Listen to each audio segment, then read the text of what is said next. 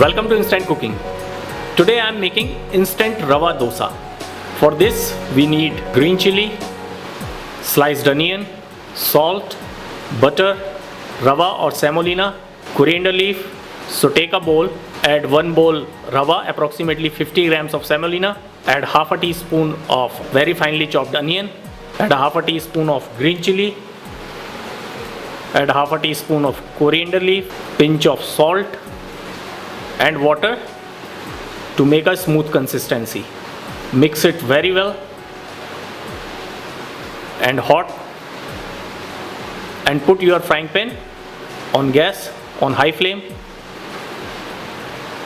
Add this mixture while mixing up and cover the full frying pan and cook on high flame.